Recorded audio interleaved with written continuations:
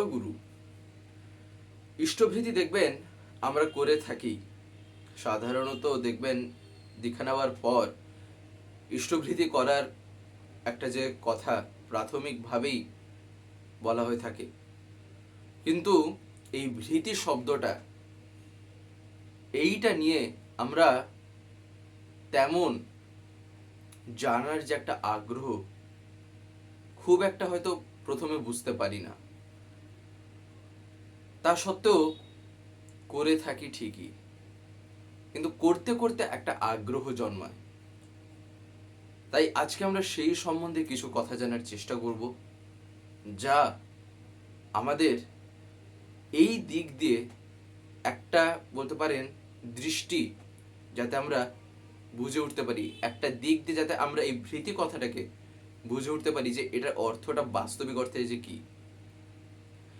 আর এই ইষ্টভৃতির সাথেই আমরা আরো একটা যে কথা শুনবো, যেটার জন্যই আপনারা এই আলোচনায় এসেছেন, সেটা এই আলোচনাতেই আছে একটা জায়গায়। তা হচ্ছে হলো ইষ্টভৃতি করার পর আমাদের এমন কি করণীয়, যেটা করা লাগে সেটা এই ভৃতি শব্দটাকে অবলম্বন করি। এই কারণেই আজকে আমরা এই বিষয়টার উপরে কিছু কথা জানার চেষ্টা করব। দেখবেন ইষ্টভৃতি যখন আমরা করে থাকি না, সাধারণত বইপত্র যদি একটু ঘাটা যায়, যদি আমরা লক্ষ্য করে দেখি, বলা হয়ে থাকে ভৃতি মানে হচ্ছে হলো ভরণ পোষণ করা। একদম সহজভাবে দেখবেন এটাই আছে। কিছু না হলেও বলা হয়ে থাকে তার ভরণের দায়িত্ব। কি করে না, যেহেতু তিনি আমার পরম পিতা, পিতারও পিতা, সবার পিতা, তাই কি বলা থাকে পরম পিতা। যেহেতু তিনি আমার বাবা, তাই সন্তান হিসেবে আমার যে কর্তব্য তা কি না, আমরা কি করে থাকি, বাড়িতে বাবা মায়ের যত্ন নিয়ে থাকি, তার খেয়াল রাখি, তাই না? তার জন্য যা যা দরকার তাই তাই করার একটা চেষ্টা, কিংবা বলতে পারেন সেগুলো দেওয়ার, তাদের সেবার জন্য। তাই সেই সেবার ক্ষেত্রেই যদি আমি লক্ষ্য করে দেখি, ঠিক একই রকম ভাবেই আমি তার জন্য যা যা করছি, যেহেতু আমি জীবনে পরম পিতাকে পেয়েছি, আমার চিন্তা, আমার চলনা, সব যা কিছুতে আমি কি বলছি না, তাকে নিয়ে আমি চলছি। তাই এ সব কিছুর মধ্যে তিনি প্রকাশিত হচ্ছেন, তার প্রকাশ ঘটছে। এই কারণেই পরম পিতা যখন আমি বলছি, তাহলে তার সেবার জন্য, তার জন্য এই অধম যতটুকু পারবে, যতটুকু তার সামর্থ্যে কুলায়, ততটুকু দিয়ে কিন্তু ইষ্টভৃতিটা করা লাগে। এখানে ইষ্ট বলতে একদম সহজভাবে যদি বুঝি, তাহলে ঠাকুর। ভৃতি মানে তার জন্যই, তার ভরণ পোষণ। এবারে আমি যদি বলি, তাহলে এবারে ইষ্ট কথার মানেটা কি, অর্থের দিক দিয়ে যদি এবারে আমরা লক্ষ্য করে দেখি, তাহলে বলা হয়ে থাকে যা মঙ্গল। মঙ্গল ব্যাপারটাকে বলা দেখে ইষ্ট, ইষ্ট কথার অর্থ হচ্ছিল মঙ্গল। তাহলে মঙ্গলের ভরণ পোষণ করাটাই হচ্ছিল ইষ্টভৃতি করা, তাই না? তাহলে এবারে কথা হচ্ছে হলো, তাহলে ইষ্ট বলতে ঠাকুরকে কেন বলা হলো? মঙ্গলই যদি হয় এর অর্থ, তাহলে ইষ্ট মানে আবার ঠাকুর কেন বলা হচ্ছে? এই কারণেই তার যে যদি আমরা লক্ষ্য করে দেখি না, সব কিছুরই একটা কিন্তু স্বরূপ হয়, সব কিছুরই। এবারে সেই স্বরূপটাকে যখন আমরা নিজের চোখের সামনে দেখতে পারি, তখন আমরা বলি এইটা এক্সিস্ট করে, এইটা বাস্তবে যে আছে। কিন্তু যখন আমরা তার চক্ষুতে, নিজের চর্মচক্ষুতে যখন আমরা দেখতে পাই না, তখন আমরা কি বলে থাকি, তখন আমরা বলি যে এটা যদি আমার ফিল হয়, অনুভব যদি হয়, তাহলে আমি বলবো এটা এক্সিস্ট করছে। যেমন ধরেন হাওয়া, বায়ু, বায়ু যে এখানে আছে, বায়ু তো সর্বত্র, সব জায়গায় হাওয়া। এবারে সেটা যে আছে, তখন আমরা বুঝিটা কিভাবে? সাধারণত যদি এমনি একটা পরিবেশ থাকে, একটা নর্মাল একটা, যেখানে উইন্ড, যেখানে ব্লো হয়ে যাচ্ছে, এখানে বয়ে যাচ্ছে বাতাস, সেই জায়গাটা আমরা বুঝতে পারবো না। কিন্তু সাপোজ একটা ঝোড়ো হাওয়া, কিংবা হাওয়াটা একটু জোরে যে জায়গাটায় বইছে, সেখানে যদি আমি দাঁড়িয়ে থাকি, আমার গায়ে, আমার চামড়ায়, শরীরে তা আমি অনুভব করতে পারি। বাস্তবে ঠাকুরের জীবনে জীবনে তাকে নিয়ে চলা, এটাও কিছুটা সেই অনুভূতির রাজ্যেরই একটা ব্যাপার। তার কারণ অনুভূতির দ্বারা যে জিনিস জানা যায়, শ্রী ঠাকুর কি বলছেন, তাই জ্ঞান। এই কারণেই এই যে ইষ্ট, এবারে আমি বলছি ইষ্ট কথার মানে মঙ্গল, আবার এদিকে এটাও বলছি যে ইষ্ট কথার মানে ঠাকুর। তাহলে কি কারণে দুটো কথা বলা হয়? তাহলে দুটোর ব্যাপার কি আলাদা? আলাদা না। এখানে কি না, আমি মঙ্গল বলতে কি বোঝায়, কাকে বলা হয় মঙ্গল, কোন জিনিসটাকে বলা হয় থাকে এটা করলে তোর মঙ্গল হবে, এটা করলে তোর ভালো হবে, তো সেই মঙ্গলের বাস্তবে মূর্ত প্রতীক যিনি, তিনি হচ্ছেন আমার কি না, তিনিই আমার ঠাকুর। যার ফলে আমি কি বলছি না, ইষ্ট মানে এদিকে মঙ্গলও বলছি, আবার এদিকে ইষ্ট মানে ঠাকুরও আমি বলছি। তাহলে ঠাকুরের জন্য বাস্তবে আমার যাই করা, সেটা ফলটা পায় কে? ফলটা পায় বাস্তবিকভাবে যদি দেখি আমি। আমি যদি বাবা মার সেবা করি, তার পুণ্যটা পাবেটাকে, সেটাও পাই আমি, তাই নয় কি? তাই এই জিনিসগুলো আমাদের ভাবা লাগে। আর বিশেষ করে দেখবেন ইষ্টভৃতিতে একটা ভাব জাগে, আমি ঠাকুরকে দিচ্ছি, তাই না? আবার এদিকে আমরা এটাও বলে থাকি, তার এই যে ভরণ পোষণ, যিনি সবাইকে এত কিছু দিয়েছেন, তাকে আবার কি দেব, তার আবার কি চাই, তা আবার কেন লাগবে, তাই না? যিনি আমায় দিচ্ছেন তিনি আবার চাইছেন। এবারে এই জিনিসটাই আমি যদি প্র্যাকটিক্যাল লাইফে যদি দেখি, আমাকে ছোটবেলা থেকে আমার বাবা মা যে টাকা পয়সা খরচ করে তিনি যে আমায় বড় করেছেন, যে জিনিসটাকে তিনি আমায় দিয়েছেন, জীবনের যা যা জিনিস, তা এবারে জ্ঞান হোক, বিদ্যা হোক, যাই হোক না কেন, সেইটাকেই আবার আমি কিনা যখন বড় হচ্ছি, সেটাকে তো কাজে লাগিয়ে আমি তার সেবার জন্য আবার সেটাকেই তো খরচ করছি। ছোটবেলা থেকে যদি তিনি আমায় না পড়াতেন, তিনি যদি আমায় স্কুলে যদি না পাঠাতেন, যদি কলেজে যদি না পাঠাতেন, স্কুল কলেজ যদি আমি না যেতাম, তাহলে বিদ্যার্জন হতো না তেমন। বিদ্যার্জনের ভিতর দিয়ে বাস্তবে কিন্তু কি হয় না, বিদ্যাটা প্রকৃতপক্ষে তখনই অর্জন হয়ে থাকে, তখনই সাফল্যমণ্ডিত হয়, যখন তা আমাদের প্র্যাকটিক্যাল লাইফে কাজে লাগে। এই কথাটা পরম পূজ্যপাদ শ্রী আচার্যদেব একটা জায়গায় একদিন বলছেন, যে জিনিসটাকে আমি অর্জন করেছি বিদ্যার জন্য, আমি যেটাকে বলছি, সেটা তখনই সফলতা হয়, তখনই সফল ওটা হয়ে থাকে, যখন সেটাকে আমি আমার জীবনে বাস্তবিক অর্থে কোনো জায়গায় যেদিন আমি কাজে লাগাবো। আমার মধ্যে যে জ্ঞানটা আমি আহরণ করেছি, সেটাকে পুঁথিগত শুধু যেন না রাখি, প্র্যাকটিক্যাল লাইফে যেন তার ইমপ্লিমেন্টেশন হয়। তাই একই রকম ভাবেই আমি ঠিক এই জিনিসটা যে ভাবছি, ছোটবেলা থেকে আমায় আমার বাবা মা পড়াশোনা করিয়ে যে বড় করেছেন, যে জ্ঞানার্জন হয়েছে, সেই জ্ঞানটাকে আবার আমি কি কাজে লাগিয়ে তার সেবা আমি করছি। তাহলে তিনি তো আমায় যখন দিয়েছেন, তার দ্বারাই যখন আমার এই জিনিসটা যখন বলতে পারেন পুষ্টি পেয়েছি, তাহলে সেটা দিয়েই তো আমি আবার তার সেবা করলাম, তাই নয় কি? তিনিও টাকা খরচা করে যখন আমায় ইয়ে করেছেন, বড় করেছেন, বা আমার যাই যাই করেছেন না কেন, যে রকম ভাবে হোক না কেন, আবার আমাকেও তার সেবার জন্য কি করতে হচ্ছে না, সেখানে তো আমার টাকা খরচা করতেই হবে, তাই নয় কি? কিন্তু আমরা কি করে থাকি, এইখানেই ডিফারেন্স হচ্ছে হলো আমার চিন্তা ভাবনার সাথে, কি না, আমি বাবা মাকে যে রূপে আমি নিজে সামনে দেখছি, তাই আমি এত কিছু আমি আইডিয়া করে নিচ্ছি, এত কিছু আমি ভেবে নিতে পারছি, কিন্তু আমি আমার ঠাকুরকে সেই রকমটা ভাবে অনুভব করতে পারছি না বলেই এই ডিফারেন্সটা ক্রিয়েট হয়। তাছাড়া কিন্তু আর কোনো কিছুই না। আমি তাকে অনুভূতির রাজ্যে এখনো আনতে পারিনি, যার ফলে আমি ভাবছি আমি একজনকে দিচ্ছি, এমন আলাদা একজনকে দিচ্ছি, যাকে কিনা দীক্ষার মাধ্যমে আমি জীবনে বাস্তবে যে পেয়েছি। আর এই পাওয়াটা কিন্তু ওই রকম হয় না। দীক্ষাটা হচ্ছে একটা মাধ্যম, যেখানে মানুষ দক্ষতা অর্জন করে। তিনি প্রত্যেকের মধ্যেই আছেন, তাহলে যে দীক্ষা নেয়নি তিনি কি তার মধ্যে নেই? তাহলে তিনি কেন বলছেন যে সর্বভূতে আত্মবোধ?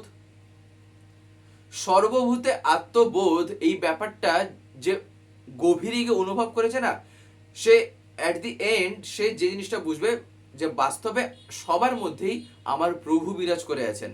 তার কারণ এই যে আমি মানে কি আমারই শরীর। প্রসঙ্গটা এদিকে এবারে যদি হয় অনেকটাই ওদিকটায় বেয়ে চলে যাব, তাই সেই দিকটায় বেশি গিয়ে তার লাভ নেই। যাই হোক, ঠিক ওই জিনিসটাই ভাবা লাগে, আমি যাকে দিচ্ছি তিনি আমার থেকে আলাদা কেউ নন। বাস্তবে আমি যেখান থেকে এসেছি, আমরা প্রত্যেকেই যেখান থেকে এসেছি, আমরা এদিকে বলে থাকি আমরা সবাই হচ্ছি তারই, আমরা সবাই তার থেকেই জন্মেছি, এটা বলে থাকি না? আবার আমরা কি বলি না, সবাইকে নিয়েই কিন্তু তিনি। তার মানেটা কি? যদি এ বি এর দিকে যদি একটা কিছু সিগনিফাই করছে, তাহলে বিটাও এ এর দিকেও সিগনিফাই করছে। যেমন এ ইকুয়ালস টু যদি বি হয়, বি ইকুয়ালস টু এও তো বলা হয়ে থাকে, তাই না? যেমন যদি 3 ইকুয়ালস টু 1+1+1, যদি এইরকম একটা যদি আমরা চিন্তা করি, কিংবা 3 ইকুয়ালস যদি 1+2 হয়, তাহলে 2+1 ইকুয়ালস টু 3 বলা হয়ে থাকে। আমরা হচ্ছে ঠিক তাই। তিনি যদি সেই পূর্ণ হচ্ছেন তিনি, আর আমরা হচ্ছে সেই এক একটা যদি অংশ দেখি, এক একটা অংশকে যদি যোগ করে দেওয়া হয়, বাস্তবে তারই প্রকাশ। এই কারণেই তো ঠাকুর কি বলছেন, বৈশিষ্ট্য পালে আপুরয়মান, মানে তিনি আমার বৈশিষ্ট্য অনুযায়ী তিনি পূরণ করছেন। আর পূরণ করার ভিতর দিয়ে হচ্ছেটা কি, পূরণ করার মধ্য দিয়ে যে জিনিসটা হয়, আমার যে জিনিসটা আমি করতে পারবো, যে জিনিসটা নিয়ে আমি জন্মেছি, যে জিনিসটা আমার ইনস্টিংক্টে আছে, সেইটারই বাস্তবে ফুলফিলমেন্ট হয়। আর সেটার যত ফুলফিলমেন্ট হতে থাকে, আমি ততটাই পূর্ণতা সেখানে আমার জীবনে এসে থাকে, ততটাই পূর্ণ হয়ে উঠি। আর এটা একমাত্র সম্ভব যিনি বৈশিষ্ট্যপালী আপুরয়মান, তাকে যখন আমি জীবনে অনুসরণ করব। এই যে প্রত্যেকের মধ্যে যে তিনি আছেন, প্রত্যেকের মধ্যে থাকা মানেটা কি, তিনি প্রত্যেকের মধ্যে সেই সুপ্ত অবস্থায় আছেন। দীক্ষার মাধ্যমে হয় কি, সেই অবস্থাটাকে আমি পরিবর্তন করার চেষ্টা করছি। তার সেই সুপ্ত অবস্থাটায় আমি কি করছি, সেখানে আমি এমন একটা বল প্রয়োগ করছি যেখানে তিনি আমার মধ্যে যে আছেন সেটার একটা বহিঃপ্রকাশ ঘটছে। নিউটনের থার্ড ল কি বলে, every action has an equal and opposite reaction. আর এটা গেল থার্ড ল। তো এরকম প্রত্যেকটারই এক একটা বলতে পারেন ল আছে, ফার্স্ট ল একটা, সেকেন্ড ল একটা। তো এই লগুলোর মধ্যে দেখবেন একটা লতে আবার কি আছে না, বাইরের থেকে যতক্ষণ না কোনো একটা জিনিস বল প্রয়োগ করা হচ্ছে, আমি সংক্ষেপে বলছি, নাহলে এর আবার কিছু কন্ডিশনসও আবার আছে। বাইরের থেকে যদি আলাদা রকম কোনো কিছু না করা হয়ে থাকে, বা তেমন যদি কিছু না থাকে, কিছু কন্ডিশনস দিয়ে একটা কথা বলা হয় যে যখন বাইরে থেকে কোনো একটা বল প্রয়োগ না করা হচ্ছে, তাহলে যে জিনিসটা যেমন ছিল সেটা সেরকমই থাকে। এইরকমই খানিকটা একটা ল আছে। তাহলে সেই সূত্রের ভিতর দিয়ে বাস্তবে ওটা কি, ওটা একটা ফর্মুলাটা শুধু একটা ফর্মুলার জন্য না, ওটা একটা প্র্যাকটিক্যাল লাইফের একটা গল্প, সেই কারণে ওটা তিনি বলেছেন। ঠিক একই রকম ভাবে দীক্ষার মধ্যে দিয়ে সেই বলটা প্রয়োগ হয়। আর এই বলটা যখন প্রয়োগ হচ্ছে, সেই বলটা প্রয়োগ হয় কখন, যখন আমি কর্মের ভিতর দিয়ে সেগুলিকে জাগিয়ে তুলব। যেমন তার মধ্যে থেকে ইষ্টভৃতি। তাই ভৃতি বলতে এই যে ভরণ পোষণ, বাস্তবিক অর্থে ভরণ পোষণটা আমারই হয়ে থাকে। আর ইষ্টভৃতি এমন একটা আনকনসিয়াস টুল, যার মধ্য দিয়ে কি হয়, আমাদের মধ্যে একটা বিনম্রতার বোধ জাগে, তাই নয় কি? ইষ্টভৃতিকে আরো কি বলে থাকে, একটা আনকন্ডিশনাল লাভ অফার। অর্থাৎ আনকন্ডিশনাল বলতে নিঃশর্ত, কোনো শর্ত নেই। আমি আমার বাবার জন্য যখন কোনো কাজ করি, আমি আমার বাবার সেবার জন্য আমি যখন যাই করি, আমি কোনো শর্ত লাগিয়ে করি কি না, আমি এই কাজটা বাবা তখনই তোমার করব যখন তুমি আমার এটা করে দেবে। এইটা কি প্রকৃত ভালোবাসা? আমি আমার মাকে বলছি, মা আমি করে দেবো তোমার জন্য এই কাজটা, কিন্তু আমার এইটা চাই, তুমি কি আমায় দেবে? তাহলে এইটা সেবা করার একটা ব্যাপার না। এটা তাকে ভালোবেসে আমি তার জন্য কোনো কিছু করছি তা কি? মোটেই না। এটা আমার স্বার্থের পরিপূরণটাকে লক্ষ্য রেখে আমি তার জন্য একটা নামের ইয়েতে একটা কাজ করলাম। নাহলে আমার মূল লক্ষ্য কি? আমার সেই স্বার্থ। এই কারণে আনকন্ডিশনাল। আর এই কারণে দেখুন বলে থাকে ইষ্টবৃত্তি করার সময় কোনো রকম ভাবে নিজের কোনো ধান্দা সেখানে রাখতে নেই। যদিও মঙ্গল হয় নিজেরই, তা সত্ত্বেও আমার মাথায় যেন একটা চিন্তা থাকে যে আমি এটা নিঃস্বার্থভাবে যেন আমি আমার ঠাকুরের জন্য করি। আর এই একটা কথা যেটা একটু আগে যে আমরা শুনছিলাম প্রসঙ্গে থেকে, আমরা যেখান থেকে একটু আলাদা বিষয় যেটা শুনলাম, যেখানে ছিলাম যে বাস্তবে তিনি যে প্রত্যেকের মধ্যেই আছেন, তিনি যে আলাদা কেউ নন। আমি যা করছি যে আমার নিজের জন্যই করছি, মূলটা হচ্ছে নিজের। কিভাবে? একবার শ্রী শ্রী বরদা একটা বিষয় আলোচনা করতে গিয়ে একটা জায়গায় একদিন বলছেন যে পরমাত্মার জীবাত্মা বাস্তবে কি দুজন দুটো জায়গায় থাকেন? তিনি কি আলাদা আমার থেকে? তা তো না। তাহলে তিনি কোথায় থাকেন? এদিকে যখন বলছি তিনি সুপ্ত অবস্থায় প্রত্যেকের মধ্যেই আছেন, তার মানে তো তিনি আছেনই। তাহলে ডিফারেন্সটা হয় কেন? কেন এই মানুষটা একটা রকম হয়, ওই মানুষটা আরেকটা রকম হয় কেন? এ ঠাকুরকে নিয়ে চলছে তো ও ঠাকুরকে নিয়ে চলছে না, এরকমটা কেন হয়? সেখানে যে জিনিসটা ঘটে থাকে তা হচ্ছে হলো আমরা এই সংসারে এমন বৃত্তি প্রবৃত্তির দ্বারা আমরা আবদ্ধ হয়ে আছি, যার ফলে তিনি যে আমার মধ্যে আছেন সেই বোধটা আমি নিজের মধ্যে আনতেই পারছি না। এইটা তখনই জাগবে যখন আমার একটা করা হবে তার প্রতি। যেমন স্কুলে কারোর অঙ্ক ভাল লাগে তো কারোর আবার লিটারেচার, কারোর আবার সাহিত্য ভাল লাগে, কিন্তু প্রাথমিকভাবে তাকে সবগুলোই পড়াতে হয়। আস্তে আস্তে যত সে বড় হয় তত তার একটা জিনিসকে নিয়ে, পার্টিকুলার একটা সাবজেক্টকে নিয়ে তার একটা আগ্রহ বাড়ছে। তার মানেটা কি? তার মানে ও ওই জিনিসটাই আগ্রহী, আর ওই জিনিসটাই ওর মধ্যে যে আছে ওইটাই ওর ইনস্টিংক্টিভ, যার ফলে ও ওটা সহজে করতে পারছে। সহজে, এইটা একটা ব্যাপার। মানে সেই জিনিসটায় সে এমনই পারদর্শী যেখানে সে নিজেকে ওই জায়গায় যেমন আনন্দে রাখতে পারছে, ঠিক ওই রকম ভাবে ওই বিষয়টাকেও সে জগতের সামনে খুব সহজেই প্রকাশও করে দিতে পারছে। তাই নয় কি? এই কারণেই তাই তিনি আছেন আমার মধ্যেই, কিন্তু এই বৃত্তি প্রবৃত্তির জন্যই একটা ডিফারেন্স ক্রিয়েট হয়। আর এই বৃত্তি প্রবৃত্তিটা কেমন হয়ে কাজ করে এখানেই শিশু বর্দা ধরিয়ে দিচ্ছেন।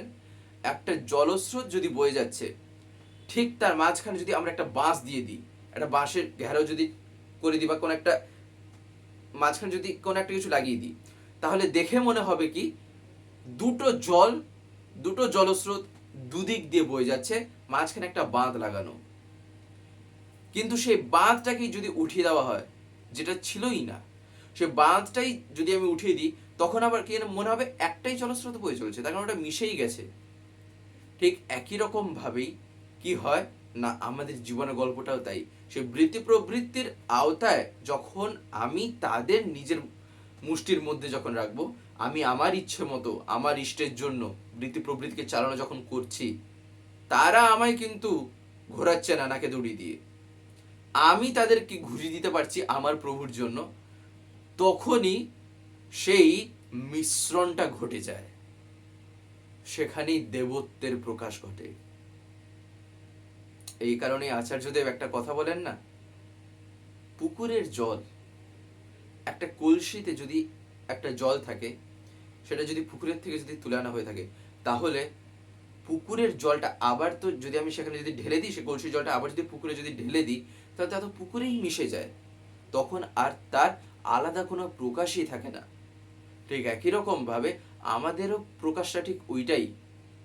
আমি ঠাকুরকে নিয়ে চলছি, এই চলাটা যত আস্তে আস্তে যতটা তাকে কেন্দ্র করে হবে, তখন আর এমনই বোধ জাগবে, তখন মনে হবে আমি আলাদা বলে কি, বাস্তবে সব কিছুই তিনি। তার জন্যই এ অধম। আমি জন্ম যখন তিনি আমায় দিয়েছেন তার জন্য, তার কাজ করব বলে তিনি আমায় জন্ম দিয়েছেন, তাই না? আর এত কথা, এত জিনিস, এখন আমি বুঝবোটা কি করে? এগুলো আমরা অনুভব করছি কি করে? এগুলো আমরা অনুভব করে থাকি তার লীলার ভিতর দিয়ে। কোথায়? পরম পূজ্যপাদ শ্রী শ্রী আচার্যদেব, পরম পূজ্যপাদ শ্রী শ্রী অবিন্দ দাদা, তাদের ভিতর দিয়ে আমরা সেটা অনুভব করে থাকি। সেই পরশটা আমরা পাই, সেই সান্নিধ্যে যখন আমরা যাই, তখন দেখবেন সেই নিজের মনোজগতের মাহলটাই পুরো চেঞ্জ হয়ে যায়। কেন না? তার কারণ আমরা যে রেডিয়াসের মধ্যে থাকি না, যে বৃত্তের মধ্যে আমরা পড়ে যাই, সেই বৃত্তের যে বৈশিষ্ট্যগুলো আছে, তার যে গুণ ম্যাগনেটের মতন তখন সেগুলোকে আকর্ষণ করে। ঠিক একই রকম ভাবেই যখন আমি তার সান্নিধ্যে যখন আমি যাই, এই কারণেই আমার ভালো লাগে। আমরা বলে থাকি না যে তার আজকে দর্শন করলাম, আজকে তার কথা শুনছিলাম, তার দর্শন যখন করে আসলাম যেন কেমন মনে হচ্ছিল। সে একটা ভাবের যে কথা মানুষ বলে, কেন কেউ তাকে খোঁচা মারছে বলার জন্য? তা তো না। সেটা এই কারণেই বেরোয় মুখ থেকে, তার কারণ সেক্ষেত্রে সেই ইন্দ্রিয়গুলো যেগুলো তার মধ্যে আছে সেগুলো তখন এমনই চাঙ্গা হয়ে ওঠে, যার ফলে তার ভাবটাও সেক্ষেত্রে সেই অনুযায়ী তার মুখ থেকে বেরোয়, তাই না? দেখবেন এই কারণেই আচার্যের সঙ্গের প্রয়োজন। আচার্য সঙ্গ যদি জীবনে না থাকে, আর ঠাকুর যে জীবন্ত আদর্শের কথা বলেছেন, এই জীবন্ত কথাটার কেন এত ভ্যালু? তার কারণ একটা জীবন আর একটা জীবনকে দেখেই শিখতে পারে। আমার সামনে যতক্ষণ না এমন একজন কেউ আসছেন যাকে দেখে আমি জীবন চলানোটা কেমন হয় একদম প্র্যাকটিক্যালি আমি দেখব, যতক্ষণ না এইরকম কেউ একজন আসছেন, ততক্ষণ পর্যন্ত জীবনটাকে 100% সঠিক করার একটা পয়েন্ট, একটা জায়গা কিন্তু পাওয়া যায় না। আর এটা তখনই সম্ভব যখন তিনি দয়া করে আসেন আমার জন্য, যখন লীলাটা করেন আমার জন্য। এই রকম করে ভাবতে হয়, আমাদের জন্য করছেন, আমরা ইয়ে করব। এই করতে করতেই কি হয়, সে মহাসমুদ্রের মধ্যে নিজেকে হারিয়ে ফেলি। তখন আর মানে নিজেরটাও আমি দেখি না, অথচ পরেরটাই লক্ষ্য দিচ্ছি। আগে নিজেরটাই দেখি, নিজের ব্যক্তিত্ব কেমন, তাই না? নিজের ব্যক্তিত্ব যদি এই থাকে একদম স্ট্রেট তাকে কেন্দ্র করে, তাহলে দেখবেন কেমন তার প্রভাব পড়ে, নিজের মধ্যেই তা অনুভব করা যায়। তার কারণ সেক্ষেত্রে সেই দয়াটা আমরা পাই। আর এটা হচ্ছিল দয়া পাওয়ার পথ। কি পথ? দয়া মানে হচ্ছিল রক্ষা করা, অর্থাৎ দয় ধাতু। আচার্য বলছেন না, দয় ধাতু থেকে এসছে, তার মানে কি রক্ষা করা। অর্থাৎ আমি তার কথাগুলিকে যখন আমার জীবনে আমি মেনে চলবো, রক্ষা করে চলবো, তার দয়া তিনি তখন এমনি আমায় রক্ষা করবেন। সে ভালোবাসার মধ্য দিয়ে, সে কর্মের মধ্য দিয়ে যা প্রাপ্তি, তাই তখন তিনি দেখিয়ে দেন। এই কারণেই তার এত কথা। এই কারণে আমরা যখন ইষ্টভৃতি করে থাকি, এইবারে আসি ওই জায়গায় যেটার জন্য আপনারা যারা যারা এতক্ষণ পর্যন্ত দেখেছেন, যারা যারা অপেক্ষায় আছেন, ইষ্টভৃতি করার পরে আমাদের আচার্য ভৃতিও করা কিন্তু দরকার, যেন আমরা আচার্য ভৃতিটাও করে থাকি। দেখবেন দীক্ষা নেওয়ার সময় যখন প্রণামী দেওয়া হয় না, দেখবেন সেখানে আচার্য প্রণামীও কিন্তু থাকে। তাহলে সেই একটা দিন আমি করেছি, কিন্তু যখন দীক্ষা নিয়েছিলাম, তারপরে হয়তো আমরা অনেকেই ইষ্টভৃতি করি, কিন্তু আচার্য ভৃতিটা কি আমি করি? এই কারণেই এবার একটু ভাবা যাক যে কেন আচার্য ভৃতি করব। আলোচনার মধ্যে দিয়ে তো এত কথা জানলাম, এত কথা শুনলাম, কেন যে তার জীবনে আমরা যে কেন কেন যে আমরা তাকে জীবনে মাথায় নিয়ে চলবো, কেন যে আচার্য সঙ্গটা বাস্তবে দরকার এই মুহূর্তে, তাই না? এগুলো হচ্ছিল বাস্তবে এক একটা অনুভূতির কথা। আচার্য সঙ্গ যে করেছে সে কিন্তু জীবনে এমনই একটা স্বাদ পেয়েছে যেখানে তার জীবনের অন্ধকার যে রাস্তাগুলো সেগুলো আলোয় ভরে গেছে, যেখানে সে কোনো কুল কিনারা পাচ্ছে না। যখন সে শেষে এসে এখানে যখন মাথাটা ঠুকলো তখন সে তার দিশাটা দেখতে পেয়েছে। একদম অন্ধকারের মধ্যে সেই যেন মনে হচ্ছে রাতের চাঁদ,